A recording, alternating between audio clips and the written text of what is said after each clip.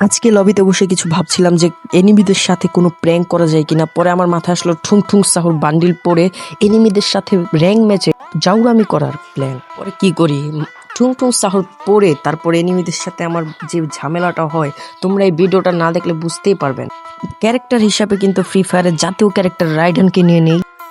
আর ভাই আমি কিন্তু ফটাফট করে ম্যাচ স্টার্ট দিয়ে দিই। আর গাইস তোমরা যারা আমার আরএফটি গিল্ডে ঢুকতে চাও চাইলে কিন্তু ঢুকতে পারো আমার গিল্ডে। কিন্তু এটা নতুন একটা গিল্ড, আমার কিন্তু প্লেয়ারের সংকট আছে। এই যে এটা কিন্তু আমার গিল্ড আর আমি গিল্ডের লিডার। আর তোমরা যারা চাও এই যে এটা হচ্ছে কোর্ট, এই কোর্ট অনুযায়ী তোমরা গিল্ডে এসে পড়তে পারো। আর ম্যাচটাও কিন্তু স্টার্ট হয়ে যায়। আর ম্যাচ স্টার্ট হওয়ার সাথে সাথে আমি ভাবি যে এই যে পিকের নিচে যে সেলুন ঘরটা আছে এই সেলুন ঘরের নিচে কিন্তু ফাঁদ পাতবো। আর এখানে কিন্তু একটা জাউরা এনিমি নেমে পড়েছে। ওকে ভাই আমি তাড়াতাড়ি করে এটার উপরে উঠে যাই। ওকে ভাই শালা দি ড্যামেজ দিতেছে। আরে মাকড়ি মারছে অয়, ওকেও কিন্তু ভাই আমার মারতে হবে। ওকে ওকে রাইডার মারা দিছে। ওকে কানেক্ট হয়ে গেছে। ওকে কিন্তু যাতা দিয়ে ধরতে হবে। ওকে হেডশট ভাই। এই জায়গাটায় কিন্তু ভাই আমি অনেকক্ষণ ধরে হোল্ড করে থাকি। আর এখানে কিন্তু ভাই একটা এনিমি আসে।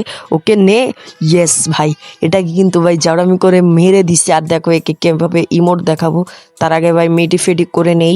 আর ভাই 500 বছর পর কিন্তু এখানে আরো একটা এনিমি আসে। আর এই এনিমিটাকে কিন্তু আমি লুট বক্স করে দিই।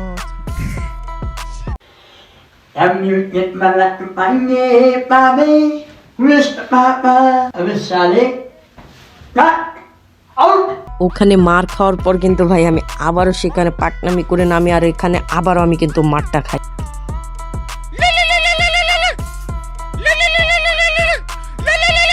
स्वागत तो करो हमारा। আর এটাই ছিল আমার সব থেকে বড় ভুলের ভিতরে একটা। अरे बाप रे